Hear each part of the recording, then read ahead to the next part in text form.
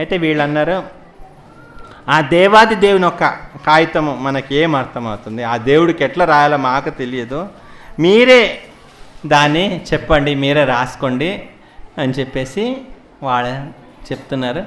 అయితే బృహస్పతి ఆచార్య ఆయనకు ఒక లెటర్ రాస్తాడు.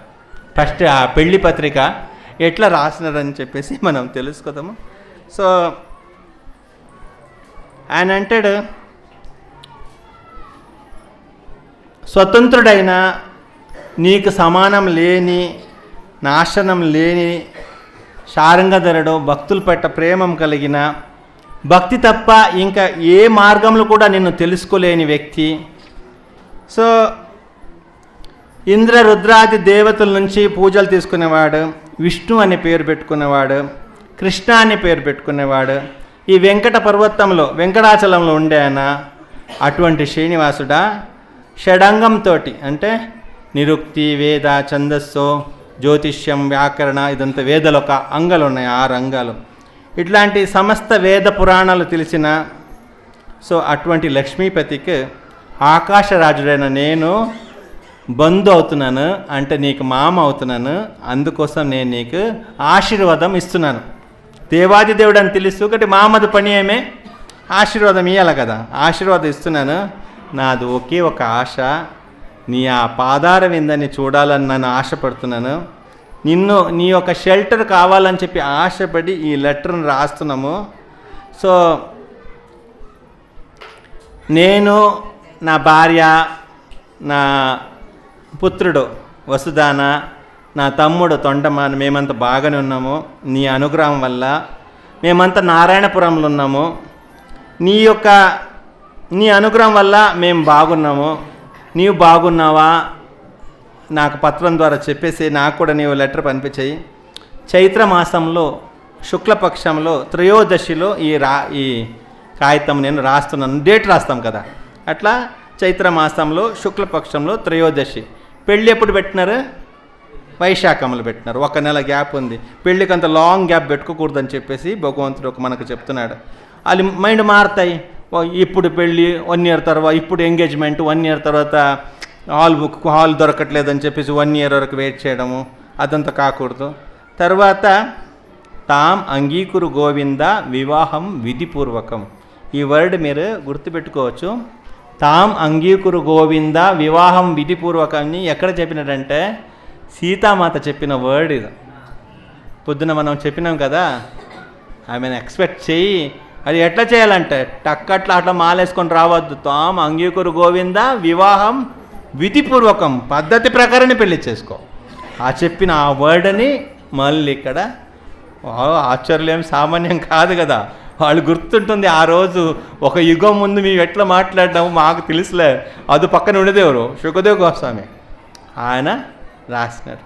మళ్ళా కాదు, మంది పైన ఒక క్షేమం, మేమంత క్షేమ, మళ్ళీ కింద ఒకటే మేమంత క్షేమ, మధ్యలో ఆమెకు షుగర్ పెరిగింది, ఆమెకు బీపీ గోళీలు దొరకట్లేదు, ఇక్కడ చలి ఎక్కువ, ఎందుకు బతుకుతున్నా మాకే తెలియదు, అత్తది బాధ తట్టుకోలేము, కోడలు చెప్పింది వినట్లే, ఆయన ఇంటికి రావట్లేదు, అన్ని రాసి మేము క్షేమ.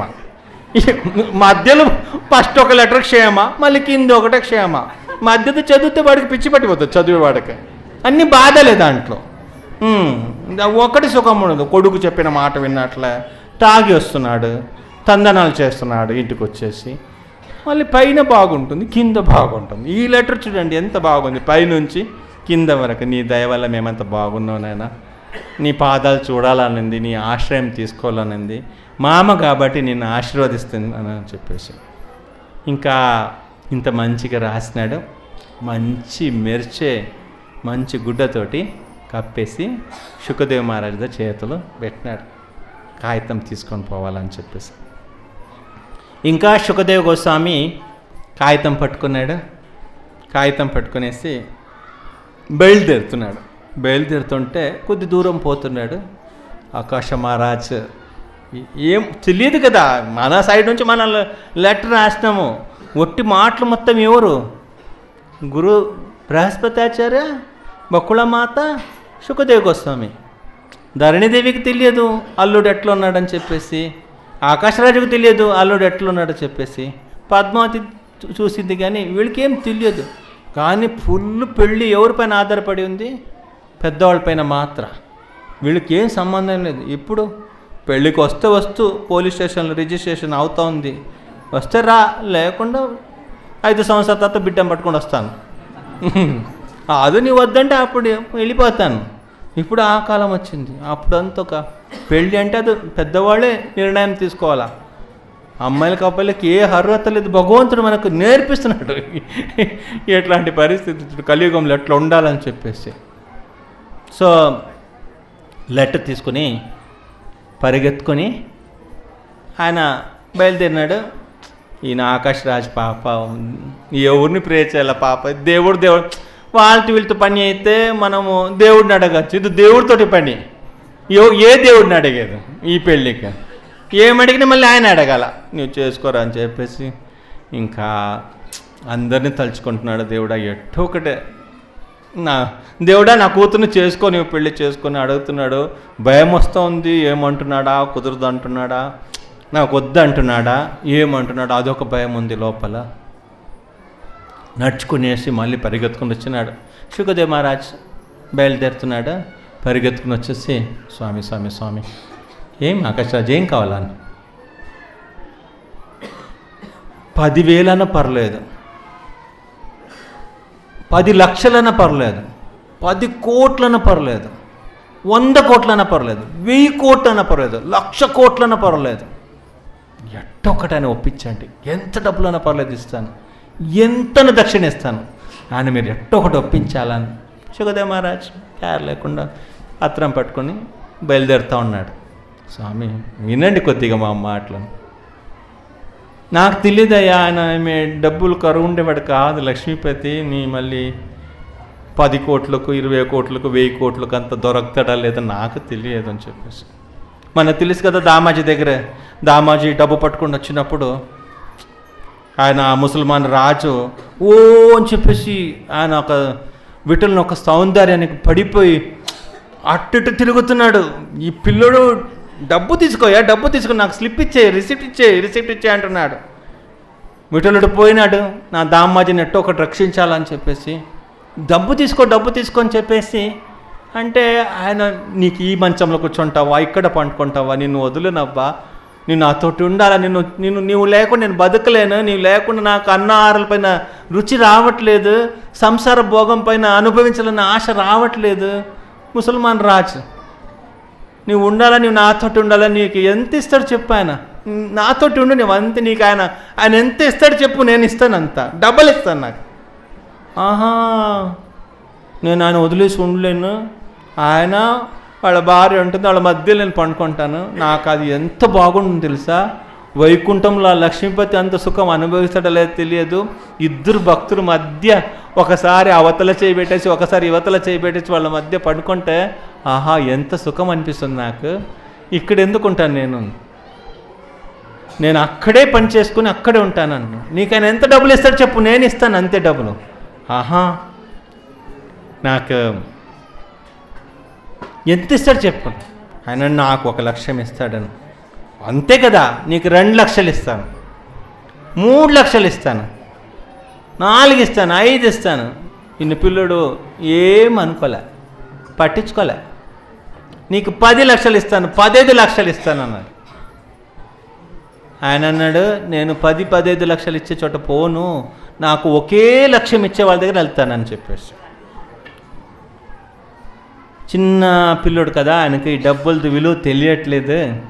1 లక్షం పెద్దదా 15 లక్షం పెద్దదా అని ఆయనకు అర్థం కాలేకుండా ఇట్లా చెప్తున్నాడు. ఈయన అనుకున్నాడు, కొన్నిసారి చిన్నపిల్లలకు మీరు 5 రూపాయలు 5 కాయిన్ ఇస్తే తీసుకుంటారు. దీంట్లో ఐస్ క్రీమ్ కొనవచ్చు, దీంట్లో ఐస్ క్యాండీ కొనవచ్చు అని చెప్పేసి. వాళ్ళకి 10 రూపాయల నోట్ అంటే ఇది కాగితం చల్లుతుందా లేదా, వాళ్ళు చూసింది తక్కువ. 100 రూపాయల నోటు కానీ 500 నోటు వాళ్ళు చూడలేదనుకోండి ఇంతవరకు. వాళ్ళకి ఏమనిపిస్తుంది, ఏదో ఐస్ క్యాండీ వాడు వచ్చినాడు, అమ్మ నాకు ఐస్ క్యాండీ కావాలన్నప్పుడు ఒక 5 రూపాయలు 10 రూపాయలు కాయిన్స్ ఇస్తారు, తీసుకుంటారు, ఎంజాయ్ చేస్తారు. అప్పుడు వాళ్ళకి సడన్లీ నాకు ఐస్ క్యాండీ కావాలని ఎవరైనా 100 రూపాయలు ఇస్తే వాళ్ళు అనుకుంటారు ఇంతవరకు చూడలేదు అనుకుంటే, ఆహా నాకు ఈ డబ్బు వద్దు అనుకుంటారు. అట్లా విఠలుడు దామాజిని రక్షించాలని డబ్బులు పట్టుకుని వచ్చేసి ఈ ముసల్మాన్ రాజుకి ఇస్తే ఆయన నేను 10 లక్షలు ఇస్తాను, 15 లక్షలు ఇస్తానని చెప్తా ఉంటే ఆయన అంటున్నాడు, విఠలుడు అంటాడు, నాకు వద్దు, 10-15 లక్షలు ఇచ్చేవాళ్ళు చాలా మంది ఉన్నారు, నాకు 1 లక్షమే ఇచ్చేవాళ్ళు కావాలా. విఠలుడు ఏమనేది, అది 1 లక్ష్యము, ఒకే లక్ష్యం, నేనే కావాలని చెప్పేసి ఆశపడేవాడు. విఠలుడిని మీ డబ్బులు నాకు వద్దులే, నేను లక్ష్మీపతి, నాకెందుకు నీ డబ్బులు, ఆయన ఉన్నాడు అట్లా. ఈయన ఇట్లా అనుకున్నాడు. లాస్ట్కి భగవంతుడు అదే కదా, ఏకేహ కురునందన, ఒక్కటే నాకే ఉండాల, బహుశాఖ అయినంతశ్చ బుద్ధయో అవ్యవసాయనం, అక్కడ ఇక్కడ పోయేవాళ్ళు నాకు అవసరం లేదు, నేనే కావాలని చెప్పి అడిగేవాళ్ళు కావాలా. అట్లా అట్లా చెప్పుకొని ఎట్లా విఠలుడు దామాజిని రక్షించి దామాజి దగ్గరికి వచ్చినాడో, అదేవిధంగా ఇక్కడ ఏం అవుతుంది, ఆకాశరాజు అంటున్నాడు శుకదేవ గోస్వామి దగ్గర, నేను మీకు ఆయన ఎంత అడిగినా కానీ ఏడనికి రెడీగా ఉన్నాను, 10 లక్షలు 20 లక్షలు 1000 కోట్లు దక్షిణ ఇస్తాను, మీరు ఆయన ఎట్టొకటే మెప్పించాలా, ఆయన దగ్గరే నేను పద్మావతిని పెళ్లి చేసుకుంటానని ఆ మాటలు మాకు బయటికి రావాలా. ఎంత అని ఇస్తానంటే మహారాజు శుకదేవ్ మహారాజు ఏమనుకోకుండా కాగితం పట్టుకొని వస్తున్నారు. వచ్చి కాలుకు పడుతున్నాడు ఆకాశరాజు, స్వామి చివరి కోరిక ఆయన అడిగితే నేను నాదనుకునేది మొత్తం ఆయనకి ఇచ్చేస్తానని. శుకదేవ్ మహారాజు జనకలా చూశారు, ఇప్పుడు దొరుకుతాడు నీకన్నారు. డౌట్ పడద్దు, ఇంకా డౌట్ పడద్దు, నీ మామని ధైర్యంగా మా అల్లుడని నీవు పిలవచ్చు, ఆయన నిన్ను మామ అని ఆయన కూడా పిలుస్తాడు, నీ నీది సర్వస్వం ఆయనకి ఇవ్వడానికి రెడీగా ఉన్నావని చెప్తున్నావు కదా, ఇంకా నీకు గ్యారెంటీ అని దొరికినట్టే, ఇంకా వదిలే, మహారాజు అక్కడ పోయి ఏం మాట్లాడతారా, ఏం జరుగుతుందా, అన్ని బాధలు పడద్దు, పెళ్ళి జరుగుతుంది, ఈ పెళ్ళి జరుగుతుంది అన్నారు. ఇంకా పట్టుకొని వస్తున్నారు. వచ్చేసి మన స్వామి ఆలోచిస్తున్నాడు, ఇక్కడ కూర్చొని కొండపైన కూర్చొనేసి ఈయన ఎట్టో కొండేకి శుకదేవ్ మహారాజు పైకి వస్తున్నారు, కొండపైకి వస్తున్నారు. బాలాజీ కింద వాళ్ళ ఇంటికాడ పుష్కరిణి కాడ అక్కడ వరాస్వామి ఇచ్చిన 100కు 100 ఆ ప్లేసులో కూర్చొని ఉన్నాడు. శుకదేవ్ మహారాజుని చూడంగానే పరిగెత్తుకొని వచ్చినాడు, మహారాజ్ ఏమైంది, నా పని ఏమైంది అని చెప్పేసి గట్టి పట్టుకున్నాడు శుకదేవ్ గోస్వామిని. ఎంత గట్టి పట్టుకున్నాడంటే అంత గట్టి పట్టుకున్నాడు. ఎప్పుడైతే శుకదేవ్ గోస్వామికి బాలాజీని చూసినారా, వెంకటేశ్వర స్వామిని చూసినారా, ఆ ఒక్క నొప్పి, నడుచుకుంటూ వచ్చిన నొప్పి అంతా మర్చిపోయినారంట, మొత్తం బాధలంతా మర్చిపోయింది. మనకెట్లా ఏడుకొండలవాడ వెంకటరమణ గోవింద గోవింద, ఆపద మొక్కలవాడ అనాథ రక్షక గోవింద గోవింద, అట్లా అంటూ కింద నుంచి కష్టపడిపోతున్నాం కదా. ఆ సెల్ లోపల కూర్చోబెట్టి ఈ సెల్లర్ నుంచి ఆ సెల్లర్కి, ఆ సెల్లర్ నుంచి ఆ సెల్లర్కి, వైకుంఠ క్యూ కాంప్లెక్స్ నుంచి అక్కడ కింద ముఖ్య ద్వారం అనంతాచార్య గడప 2 ద్వారంకి వచ్చినప్పుడు అబ్బా ఇంక కొద్దిసేపులో మనకు బాలాజీని చూడొచ్చు అనుకున్నప్పుడు ఎంత కష్టపడిపోతున్నాము. మొత్తం అంత కష్టపడిపోయి కూడా మనం ఆ బాలాజీని చూసినప్పుడు ఒకసారి సెల్లర్లు కూర్చున్నాడు అనుకుంటాం కదా, చాలా ఇంకొచ్చేది వద్దులే అని చెప్పేసి, ఇంకా మన ఊర్లుండే దేవుడిని చూసుకొని తలుచుకొని పోదాము, ఇంతసేపు మనము ఈయనకు వెయిట్ చేయలేము అట్లా అనుకుంటాం. కానీ ఎప్పుడైతే ఆయన చూస్తామా మనం మొత్తం మర్చిపోతాం కదా, మనం ఆ బాధలంతా మర్చిపోతాం. ఒకసారి బాలాజీని చూసినప్పుడు మనం అన్ని బాధలు మర్చిపోతాం. అట్లే శుకదేవ్ గోస్వామి కూడా అదే ఫీలింగ్ వచ్చింది. కష్టపడి కొండకి ఎక్కినాడు. కొండకి ఎక్కిన తర్వాత ఎప్పుడైతే బాలాజీని చూసిన తర్వాత ఆ టైర్డ్నెస్ అంతా పోయింది. గట్టి పట్టుకున్నాడు బాలాజీ. ఇదేం పెట్టుకున్నావు అని చెప్పేసి అడిగినాడు. చదివి చూడు ఏమని చూసి, అబ్బా చదివినాడు. చదివిన తర్వాత శుకదేవ్ గోస్వామి గట్టి పట్టుకొని లేపేసినాడు. చిన్నపిల్లల్ని పైకి ఇసిరేసి పట్టుకుంటారు కదా, గట్టి పట్టుకొనేసి లేచి ముద్దు పెట్టేసి, నేను రామావతార్లో మా సీతని వెతుకొని ఆయన వచ్చినాడు కదా హనుమాన్, అప్పుడు నాకు ఇట్లాంటిది ఒక అనుభవం అయింది. ఎంత ఆనందం వచ్చిందంటే అంత ఆనందం వచ్చింది. ఇంకా ఆయన ఒకసారి గట్టి పట్టుకున్నాడు. రేపు నుంచి నీవు నా సేవకుడు కాదు, మా దశరథ మహారాజుకి పుట్టిన ఇంకొక కొడుకు, అంటే మేము రేపు నుంచి 4 ప్రాణం కాదు మాది, దశరథ మాది పంచ ప్రాణము కూడా ఒక ప్రాణం నిలబడేది. 5 ఉండాలి కదా, పాన అపాన వ్యాన సమానం అది ఉండాలి. 5 ప్రాణం ఉంటే ముఖ్య ప్రాణం, ఈ లోపల ఒక ప్రాణం ఉంటుంది. రేపు నుంచి మా దశరథ మహర్షికి 5 మంది పిల్లలు అట్లా అనుకుంటాను.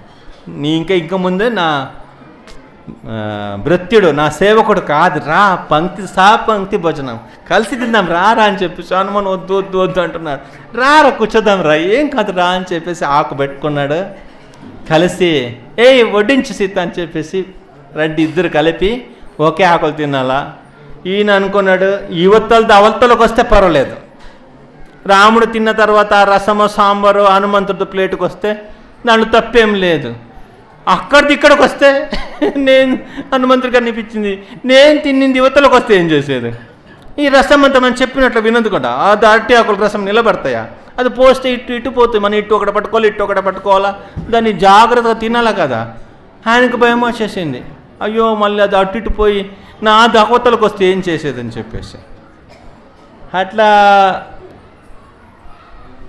ఆయన అయ్యో నీ బాధపడదు, నీ నాతో కలిసి తినాలబ్బా, నీ కూర్చో అని చెప్పేసి అక్కడ ఏం చేసినాడు రాముల వారు, అందరు చెప్తున్న అరటి ఆకుకు మధ్యలో ఒక లైన్ వేసినాడంట. నీది నీ సైడ్ ఉంటుంది, మాది మా సైడ్ ఉంటుంది, కలిసి తినాలి అంతే నీతోటి. అదొక నాకు ఎప్పుడు దొరకదబ్బా, అందుకు ఇదొక ఆశ, కలిసి తిందామని చెప్పేసి అంత ఆనందం వచ్చింది. దానికి నా ఆనందం వచ్చింది ఈ ఒక లెటర్ చదివినప్పుడు. నాకు ఈ పద్మావతి నన్ను పెళ్లి చేసుకుంటుంది, వాళ్ళ మామనే చేసుకుంటావా అని అడుగుతుంటే నాకైతే ఇక్కడ వరకు ఉంది, కానీ చెప్పలేదు కదా. మనం చూపించడానికి అందరూ ఏం లేదు అంత పెద్దవాళ్ళ దగ్గర. వాళ్ళకి ఒక ఆశ పుట్టే విధంగా జరిగిందంటే నాకు చూడు, శాస్త్రం చెప్తుంది 1000 అబద్ధాలు చెప్పినా పర్లేదు ఒక అమ్మాయికి పెళ్లి చేయాల. ఉండి ఈయన చెప్తున్నాడు ఆ మాట, భగవంతుడే 1000 అబద్ధాలు చెప్పాను ఒక అమ్మాయికి పెళ్లి చేయాలా. అట్లా చేసిన వాడు కూడా మోక్షలోకం ఉంది. ఇంక నేను జగత్పతి, మోక్షంది ఇన్ఛార్జ్, నేను భగవద్ధామది ఇన్ఛార్జ్. నాకు ఒక ఎన్ని అబద్ధం చెప్పింటావు? నేను అబద్ధం చెప్పను అన్నాడు. ఏదో ఒకటి చెప్పింటావులే, అది ఏదో నాకు తెలియదప్ప. ఏదో ఒక ముస్లిం వచ్చిందంటే ఆమె ఏం చెప్పింది అర్థం కాలే. వాళ్ళు భయపడి ఇస్తున్నారా, ప్రేమలు ఇస్తున్నారా? వాళ్ళ మీ అత్త ఉంది కదా ధరణిదేవి, నీకు ఇవ్వాలని చెప్తానే ఉంది. అది అట్లా మాట తీసుకునిందంటే ఆమె ఏమైనా పర్లేదు, ఆయన ఎట్టున్నా పర్లేదు, ఆయనకి ఇస్తానని 3 మాటలు. ఆ దేవుని పాండురంగని, ఆవుబేల నరసింహస్వామి పైన ఒట్టు, ఆ బ్రహ్మదేవుడి పైన ఒట్టు, భీమరతి తీరంలో ఉండే పాండురంగ స్వామి పైన ఒట్టు, భవనాశి నుండి నరసింహస్వామి పైన ఒట్టు, రంగరాజుడి పైన ఒట్టు పెడుతున్నాను నేను, ఈయన వరదరాజు పైన ఒట్టు, రామేశ్వరులు ఉండే ఆయన ఒట్టు, ఆ రామేశ్వరుకు సేతుమాధుడు ఆ సేతు కట్టినాడు కదా ఆయన పైన ఒట్టు, కాశీ విశ్వనాథుడి పైన ఒట్టు చెప్పు నేను నీకు పెళ్లి చేసేస్తానని, ఆ కాశీ బిందు మాధవ్ పైన ఒట్టు చెప్పు నేను పెళ్లి చేసేస్తానని. ఎంతమంది ఉన్నారు అంతమంది దగ్గర. ఇంకా కొన్ని దేవీల దగ్గర కూడా కొల్లూరు ముఖాంబిక పైన చెప్పు, మాటిస్తాను చెప్పు నేను పెళ్లి చేసేస్తానని చెప్పేసి. ఆ హంపిలున్న విరూపాక్ష స్వామి ఆయన పైన ఒట్టు పెట్టి చెప్పు నేను పెళ్లి చేస్తానని చెప్పి. ఏదేదో జరిగిందబ్బా. నాకైతే వచ్చినామె ఎవరని అర్థం కావట్లే. 1-2 కాదు, ఉండే భూలోకలుండే అందరి దగ్గరే శివుడు పార్వతి వాళ్ళకి ఏం లేదు కదా సోది చెప్పేవాళ్ళు, అన్ని మిక్స్, అన్ని దేవుడు వాళ్ళకి కలిపి కొడతారు కదా. అన్ని దేవుడి పైన ఒట్టు తీసుకునేది. అది కాకుండా ఉండే నదులపైనంత ఒట్టు తీసుకునేది. ఉండే నదులు అయిన గంగా, యమున, సరస్వతి పైన ఒట్టు పెడతాను, గంగా పైన ఒట్టు పెట్టి చెప్తాను నేను నా కొడుకుని ఇస్తానని చెప్పేసి నా కూతుర్ని బాలాజీకి ఇస్తాను, నా కూతుర్ని వెంకటస్వామికి ఇస్తాను చెప్పి మాట తీసుకుని వాళ్ళు అడగకుండానే సంకల్పం చేసి నీళ్ళంతా పోసి అయిపోయింది, మొత్తం అయిపోయింది. మేము ఊరికైనా లెటర్ రాసుకుంటూ వచ్చినామని. ఒబ్బొబ్బా తల్లికి దండం పెట్టాలి రాని చెప్పేసి ఈయన ఉన్నాడు. ఇంకా సరే నీ సైడ్ నుంచి ఏదైనా రాసి పంపిస్తే నేను చెప్తాను వాళ్ళకంటే ఈయన కూడా మంచి ఆకాశరాజుని పొగడి రాస్తున్నాడు. ఎట్లా సగర చక్రవర్తికి ఆ గంగని తీసుకొని వచ్చేసి ఆ 60,000 మంది సగరులకు మోక్షం కల్పించినప్పుడు ఆయనకు ఆ భగీరథుడు ఎంత కీర్తి వచ్చిందా అటువంటి కీర్తి మీకు రాని మీ కూతుర్ని నాకు ఇచ్చిన వల్ల అని చెప్పేసి ఇట్లా చాలా నాకు ఎక్కువ తెలియదు, నేను చిన్నపిల్లడు, బాలకం, నేను ఒక చిన్నపిల్లడు, నాకు అంత లెటర్ రాయడానికి అంత రాదు, మీరంత పెద్దవాళ్ళు కాబట్టి మంచి లెటర్ రాసినారు, అంత పొగడి రాయడం నా వల్ల కుదరదు, ఏదో చిన్నపిల్లడు ఏదో రాసినాడు, కానీ ఒకటి చెప్తాను, నాకు కూడా ఆశ ఉంది మీ అమ్మాయిని పెళ్లి చేసుకోవాలని చెప్పేసి చెప్పలేకపోతున్నాను, కొద్ది సిగ్గు నాకు ఎక్కువ, మీరు అంగీకారం చేయాలి ఈ పెళ్ళికి, వైశాఖంలో చేసుకోదాము, వైశాఖంలో ఎప్పుడు చేసుకోదామని చెప్పేసి ఆ లెటర్ అంతా దాంట్లో 1 నెల గ్యాపే పెట్టుకున్నారు. ఆ 1 నెల గ్యాప్లో వచ్చి పెళ్ళి చేసుకుంటామని చెప్పేసి మా సైడ్ నుంచి ఇంతమంది వస్తాము అని చెప్పేసి మేము రెడీ అయినాము, మీ పెళ్ళికి మేము ఒప్పుకుంటామని చెప్పేసి శుకదేవ్ మహారాజ్ దగ్గర లెటర్ పంపించినారు. ఆ లోపలకు వీళ్ళు వచ్చేసినారు. ఎవరు? బకుళమ్మ చిన్నగా వచ్చింది. అమ్మమ్మ దిగదు బండి దిగదు, నేను వస్తాను దింపడానికని పరిగెత్తుకుని పోయినాడు. ప్రేమ తల్లి పట్ల.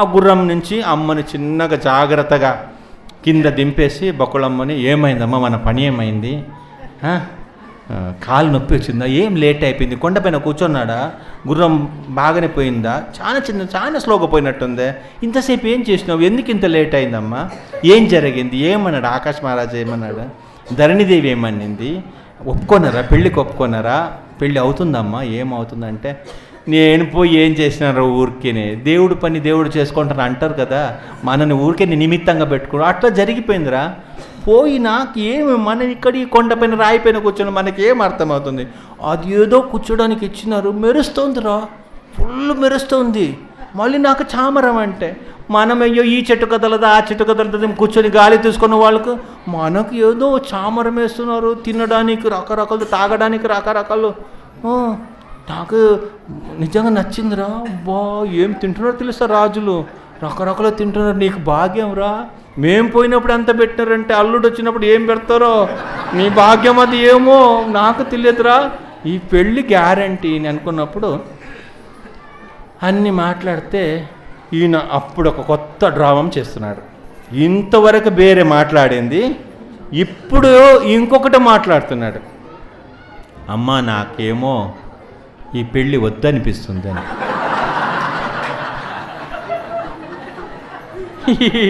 అమ్మకి ఎట్లా అవ్వాలా, మంచిగా కొన్నిసారి భార్య అప్పుడప్పుడు పిచ్చెక్కి దాని ఇంటికి వెళ్ళిపోతే అత్తగారు కొంచెం ఫ్రీ అవుతారు, ఆ రోజు ఏం గోల ఉండదని చెప్పేసి అత్తగారు ఆ రోజు వంట చేస్తారు. అంటే కొడుకుదు అమ్మ చేస్తుంది వంట, ఎందుకు కొడుకు ఏం తింటాడు, భార్యకిన కూడా 20-30 సంవత్సరం ముందు సీనియర్ కదా, ఆమెకు బాగా తెలిసి ఉంటుంది, ఆమె వంట చేసి రకరకాల వంట చేసి అన్నీ రెడీ చేసి పెట్టినప్పుడు కొడుకు ఏం తింటాడు బాగా తెలుసు, పెడితే నాకేదో నచ్చలేదని చెప్తే ముసలివాళ్ళకి వస్తుంది చూడు కోపము, తట్టుకోలేరు కదా, ఇంత కష్టపడి నిలబడలేను, మోకాళ్ళ నొప్పి, ఈ నొప్పి ఆ నొప్పి ఎంత ఉంటుంది, కొడుకు బాగా తిననని చెప్పేసి కష్టపడి చేసి ఉంటారు. ఈ కొడుకు లాస్ట్కి వంట అయిన తర్వాత, అమ్మ నాకొద్దామా, నేను అక్కడ హోటల్లో తిన్నానని చెప్తే కోపం వస్తుందా లేదా, కొట్టాలనిపించింది. ఇంత కష్టపడి ఇంతమంది పోయి అంత చేయిస్తే నాకు ఈ పెళ్ళి వద్దన్నాడు. నాకేం పెళ్ళి వద్దామా, మన ఎందుకు వాళ్ళ ముందు పోయి చిన్నగా వాళ్ళ వాళ్ళు పెద్ద చాలా మంది ఉన్నారు వాళ్ళ దాంట్లో, మనది ఎవరు లేదు, నీకు నేను నాకు నీవు ఇద్దరే మన ఫ్యామిలీ, ఏమని చెప్పేది. ఆయన వస్తాడో లేదో తెలియదు, ఆయన వచ్చినా కానీ అది వేరే తతంగాలు ఉన్నాయి, వరాస్వామి ఆయన పిలిచేదా అది వేరే. మళ్ళీ మన ఇద్దరు పోయి మీ సైడ్ నుంచి ఎంతమంది వస్తారని మీకు ఏ బండి పనిపేలా అడుగుతారు కదా, బస్ పనిపేలా, ట్రైన్ పనిపేలా, ఫ్లైట్ పనిపేలా అడిగితే ఏం చెప్పేది, మాకు సైకిల్ పనిపని చెప్పేదా, నేను నా అమ్మని కూర్చోబెట్టేసి వస్తాను పెళ్ళికి, మాకు కూడా మర్యాద, మన మర్యాద పోతే అమ్మ ఈ పెళ్ళి కొద్దిగా ఆలోచించలేదు. నీవే చెప్పమ్మా, మనకెవరున్నారు ఇప్పుడు, మనము పెద్ద అంత సైన్యము, ఆయన ఏదో బృహస్పతి వచ్చినాడంటే, శుకదేవ్ మహారాజు వచ్చినాడంటే, శుకదేవ్ మహారాజు ఈమె చూసి చెప్తుంది కదా, మన పంతులు ఉన్నారు కదా, ఆ పంతులు లోపల వచ్చేటప్పుడు చూడాలరా, ఎన్ని ఏనుగులు ఆయనకు మాలేయడానికి, ఎన్ని గుర్రాలు ఆయనకు స్వాగతం పలకడానికి, ఎంత పెద్ద సైన్యము, వాద్యాలు.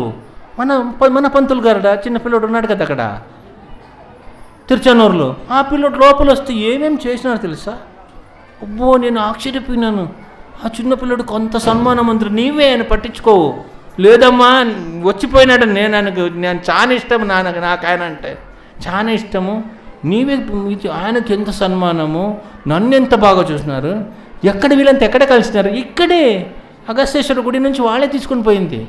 మన గుర్రంతో చిన్నగా పోతుంటే వాళ్ళు కూడా కలిసి చిన్నగా పోయి మనతో అంతా చాలా చాలా బాగా చూసుకున్నారు. చాలా మంచివాడు రా ఆకాశరాజు, చాలా మంచివాడు, కోపతాపం అంత ఏం లేదు. ధరణిదేవి కూడా మీ అత్త చాలా మంచి ఆమె, చాలా మంచిమే. మళ్ళీ ఆమెను చూసినారా పద్మావతిని? ఆమెను చూడలేదు, ఆమె హెల్త్ బాగలేదంటే నేను పోలేదు. మిగిలిన అన్నీ చూసినారా? పెద్ద పెద్ద బృహస్పతి వచ్చినట్టు అనుకో, స్వర్గం నుంచి దిగి వచ్చినాడు పెళ్ళి గురించి మాట్లాడడానికి. ఆయన అన్ని చూసి మేళామేళి బలాబలం అంతా చూసి పెళ్ళి జరుగుతుంది, జరపచ్చు, వాళ్ళు ఒకరికొకరు పుట్టింది అన్నాడు. ఏమన్నాడు తెలుసా బృహస్పతి? నీవు పుట్టిందే పద్మావతి కోసం అన్నాడు, పద్మావతి పుట్టిందే నీ కోసం అన్నాడు. ఇంకా దీనికైనా పెద్ద మాటలు కావాలా నీకు? అంత పెద్ద బృహస్పతి ఆచార్య ఆ మాట అంటే ఇంకా నీకు ఏం కావాలో చెప్పు అని అన్నాడు. ఏమనగమ్మా, మన మర్యాద పోతాయి, మనము ఈ పెళ్ళి జరగదని చెప్పు. ఏడుకొండలవాడ వెంకటరమణ గోవింద గోవింద, ఆపద మొక్కలవాడ అనాథ రక్షక గోవింద గోవింద. సరే, ఇప్పుడు బకుళ మాతాజీ ఎట్లా ఇంక ఏం మాట్లాడి పెళ్ళి కొప్పిస్తాయని చెప్పేసి మనం రేపు తెలుసుకుందాం. శ్రీ విఠల రుక్మిణికి జయ, జగద్గురు శిల ప్రభుపాదకి జయ, శ్రీనివాస కళ్యాణంకి జయ.